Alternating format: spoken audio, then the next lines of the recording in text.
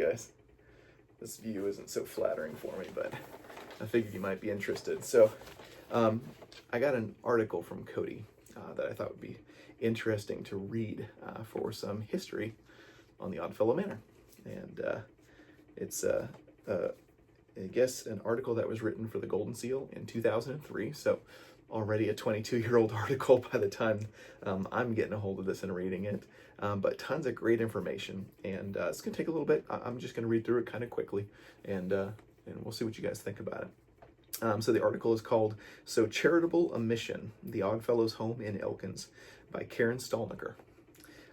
Many people believe that orphanages and children's homes are used strictly as institutions to raise children with no parents, or when their extended families cannot or will not accept the responsibility. At one time, however, many of these homes in West Virginia were considered community resources, where parents could leave their children temporarily if they were unable to care for them due to poverty or illness, returning for their children when they were again self-sufficient. That is what happened with my mama. My great-grandmother, Bonnie Withrow Porter, whom I affectionately call Mama, was born in rural Kanawha County on October 15, 1914. She was one of 6 children, and she spent much of her childhood at the spacious Oddfellow home in Elkins. Mama married young. She was lucky. She married a wonderful man, my great-grandfather, Homer Porter. Together they raised 8 children and 1 granddaughter, my mother. For more than 60 years, Bonnie and Homer enjoyed life together in West Hamlin, Lincoln County. Now, my great-grandfather is gone, and Mama suffers the effects of a stroke and Alzheimer's. She no longer recognizes family members and doesn't function well in day-to-day activities. But somehow, through her cloudy memories, she clearly recalls her happiest childhood moments. It might seem surprising to those who think of orphanages or children's homes as sad and lonely places, but some of Mama's happiest times are related to the years she spent at the Oddfellows home. Life was hard when Mama was a very young girl. It got even harder after the Spanish flu epidemic of 1918 to 1919. That particular virus infected a fifth of the world's population, claiming more than 20 million people throughout the world in only 1 year. More than 600,000 of those deaths occurred in this country. One of those who perished was my great-great-grandfather, Samuel Withrow. After her husband died, Mama's mother, Oma Blizzard Withrow, was unable to cope with the daily struggle of raising a family alone. Unable to provide the care she felt they needed, she took her 2 oldest children, Roy and Gladys, to the Independent Order of Oddfellows home in Elkins on May 14, 1919. 3 weeks later, on June 5, 1919, Mama and her twin sisters, Merle and Myrtle, were also accepted into the home. Mama was 4 years old at that time. The Independent Order of Oddfellows is an enduring fraternal organization whose actual origin has been the subject of various discussions. Some feel that the IOOF can be traced back to Roman times, while others claim the first Oddfellows meetings were held in England in the mid-1700s.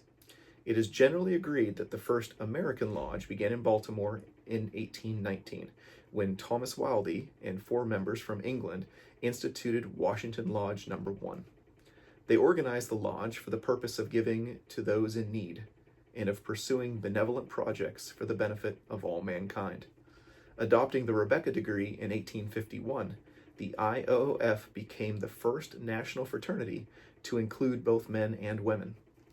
The Oddfellows and Rebeccas were also the first fraternal organizations to establish homes for its senior citizens and for its children. The IOOF motto displayed on their seal reads, "We command you to visit the sick, relieve the distressed, bury the dead, and educate the orphan." In a 1907 article for the Souvenir Oddfellows Directory, Mrs. Louise B. Hall wrote, "The care of the widow and orphan is a subject which we contemplate with pride, to be the instrument of so godlike a duty and so charitable a mission." At that time, there were 75 Rebecca lodges and approximately 300 Oddfellows lodges in West Virginia, holding regularly scheduled meetings, membership numbered in the thousands. In 1889, in keeping with their beliefs, West Virginia's IOOF members began discussions regarding the possibility of building a home to care for its members and their families, and a building fund was started. The West Virginia IOOF home was soon built in Elkins through the influence and endowment of prominent industrialist and Oddfellows member Henry Gassaway Davis. See The Graceland, The Past, the Future, and Elkins Landmark by Ruth Belanger, July-September 1979. Another old article. Also instrumental in establishing... had to get a call. Let's restart. Also instrumental in establishing the home was Elkins Board of Trade, which donated $10,000 to the project and also obtained 200 acres on which the institution could be erected. The cornerstone was laid on August 21st, 1908. The Elkins Centennial Album, 1890 to 1990, reports that the IOOF building was one of Elkins' earliest and largest construction projects. At the time of its construction, it had 88 rooms, 247 windows requiring 5 tons of sash weight, and 34,000 square feet of flooring, of which 6,000 square feet were of mosaic tiling. It contained 19,500 square feet of metal ceiling, 16,000 square yards of plastering, radiators weighing 31,000 pounds, and 800,000 bricks. The porch was 408 feet long and 12 feet wide, without a splice in a board. Materials were delivered primarily by rail, requiring 414 railroad carloads to deliver the construction materials via special railroad tracks laid on the south side of the building. Thousands attended the gala dedication celebration on September 22, 1910, which included a parade through the town. At the ceremony, a horse owned by Mrs. F.S. Johnson broke loose from her buggy, frightened by a rarely seen automobile, causing injury to a mother and her daughter. By the autumn of 1926, the IOF was caring for 195 children and 10 adults, the maximum capacity for the facility at that time. By the time the last wing was finished in 1928, the home had more than 240 rooms, out of which 143 were bedrooms, 32 were baths. The walls were 18 inches thick, constructed of paving bricks and concrete. The home stood more than 90 feet tall. It was steam heated, fueled with gas from their own wells. They also used coal for the boilers, burning many tons of local coal throughout the cold winter months. From 1911 to 1954, more than 700 children were cared for at the home. Mama was the 206th child admitted.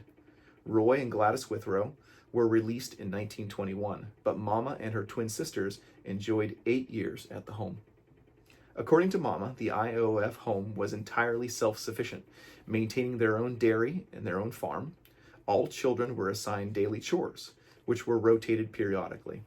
Although everyone had to work where they were most needed, Mama remembered that basically the girls worked inside, doing the cooking, cleaning, and laundry. The boys worked primarily outside, planting and harvesting their crops, milking the cows at 5 a.m. each day, feeding the chickens, mowing the grass using those hand-pushed manual mowers, and loading the coal into the boilers. When the feed for the chickens was delivered, the girls lined up to retrieve the feed sacks. At that time, those feed sacks were made of fairly good material, sometimes linen, with patterns such as checks, roses, or plaid, and the girls used to make clothes out of them. If 2 sacks came in with the same pattern, they were highly prized indeed, since that was enough material to make a whole dress. The boys who emptied the feed bags were courted by the girls who wanted matching sacks, Mama says. Every year, the staff at the home submitted annual reports to their governing board of directors, who monitored the expenses paid out of the trust fund, which had been established for the continued operation of the home.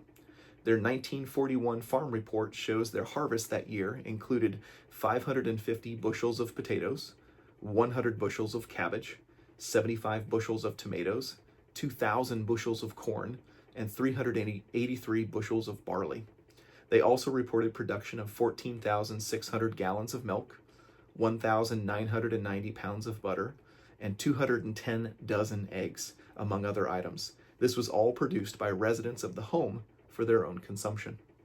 While Mama was living at the IOF home, the children attended public school in Elkins, traveling to and from school by walking or using horse-drawn wagons. In later years, the residents had their own school bus. The home contained a well-stocked library where the kids could study. Apparently, the library was a multifunctional room as well. Mama laughs as she recounts a particularly vivid memory involving the library. One year, she says, children were laid out on top of the various library tables so a visiting physician could remove each child's tonsils using a quick, orderly assembly line. Mama learned to swim in the nearby Tigert Valley River, where the boys and girls swam in separate swimming holes. Rumor has it that the boys sometimes went skinny dipping after a hot afternoon of working in the gardens, and that sometimes the girls moved the boys' clothing while they weren't looking. In the winter, the kids ice skated on a frozen pond located on the property. Each Sunday, the IOF children were transported via horse-pulled wagons to attend services at a nearby church. Mama tells us that she once leaned too far out of the wagon and fell overboard into a mud hole. She was rescued by her friends and attended church that Sunday in a very muddy dress. She feels that the Christian values she was taught during her childhood gave her a solid foundation of faith, which has sustained her throughout her life. The IOF and Rebecca's ensured that the residents enjoyed the holidays too. A traditional Thanksgiving dinner was prepared annually. At Christmas, in addition to the holiday meal, each resident received candy and oranges provided by lodge members throughout the state. A huge live Christmas tree was decorated each year, and music was provided by the home's own band. These happy times of Mama's life were abruptly ended on July 8, 1927, when her mother returned for her and her sisters. Mama was almost 13 years old, and at that age was considered a manual labor asset to her mother's household. Mama soon lost touch with her friends, but thought of them often, especially her best friend, Elzora Prater, who lived at the home from November 1915 to February 21, 1925. Elzora had taken Mama under her wing, so to speak, and Mama missed her desperately after Elzora left the home. Mama never forgot her and later named one of her daughters after her as a living legacy of their childhood friendship. The IOF home was open to indigent adults who were members of good moral standing in the IOF or Rebecca's at the time of their admission, and to the spouses, widows, or widowers of members. Adult applicants needed to be able to walk themselves into the home and be able to take care of their personal needs at the time of their admission. Orphan children of IOF or Rebecca members were eligible for admission, as well as children of members who could no longer provide the needed care. After admission, the IOF became the guardians of the residents, providing for them in sickness and in health. Seniors were lovingly cared for at the home throughout the remainder of their lives, whenever possible. If a resident's health became poor enough to require admission to a nursing home, the IOF arranged for that placement and paid any necessary expenses. The home took care of all the needs of their children: medical, food and shelter, education, religious guidance, and love. They enabled many of their children to attend college and proudly claim doctors, school teachers, naval officers, lawyers, and many other professionals among their alumni. Although the IOF home always housed a few seniors, it operated primarily as a children's home until 1954. After that, it remained open as an adult resident home. From 1911 to 1980, the IOF provided housing for 336 seniors and continues to provide such services today at the time of this writing. As a way of staying in touch with former residents, the IOF board and staff host annual homecomings for former residents, inviting them to return for a weekend of fellowship around Labor Day each year. In 1976, my mother, Bonnie Greenleaf, had the pleasure of escorting Mama to her first homecoming. In Mama's mind, Elkins was far, far away, a lifetime away in her memories. She was astounded to discover that it was only about a 3-hour drive to Elkins from her home in Lincoln County. When they arrived, Mama was welcomed as a very honored guest. She and my mother were invited to spend the night and enjoyed a traditional ox roast celebration the next day. Mrs. Lake, the matron of the home, gave them a personal tour of the facilities. Although my mother was slightly intimidated by the large building and its many rooms, Mama had no trouble navigating the halls of her childhood home. She remembered every nook and cranny. Mama said the girls lived mainly on the 3rd floor of the back wing. while the boys lived in the south wing. She gently ran her hands along the smooth banisters as she headed straight to her former room. As Mama later walked through the dining hall, she remembered the many meals she enjoyed there. She beamed with joy as she recognized the large black oven that was used to bake so many loaves of bread over the years. She cried as she remembered a fire in the laundry area that resulted in the death of one of her young friends. Mama later enjoyed a long, happy marriage and was a pillar of strength and inspiration to her family, friends, and church. Not even the devastation of Alzheimer's can erase the joyful memories she has of her childhood. The IOF home still stands proudly in Elkins, where the staff take meticulous care of the building and the surrounding 200 acres. Although only a few seniors reside there currently, they receive the same loving and complete care that was provided for my mama. The IOF staff welcomes former residents and their guests at any time. They still host their traditional homecoming celebrations each fall, although the ox roast has been replaced with a wonderful indoor meal. Elevators have been installed, wiring has been updated, and the roof was recently replaced, and the home is currently undergoing modernization that will make it completely handicapped accessible. They no longer maintain their own dairy or grow all of their own produce, but I'm happy to know that the brick oven Mama remembered with such love remains unchanged, as does the ongoing commitment of the International Order of the Oddfellows to continue their tradition of lifelong service to residents at their beautiful and historic home. So, awesome article. Great information. Granted, again, this was 2003, and she's talking about the roof being replaced. So I'm going to anticipate the roof is closer to 20 or 25 years old at this point. And also that, of course, there's nobody living in the home anymore. Hasn't been since right after COVID started, so about 2020 to 2021. But excellent article, lots of fantastic information, and hopefully some interesting things to spark some imagination and to show exactly what they once did and hopefully what I can potentially do. Have a great day, guys.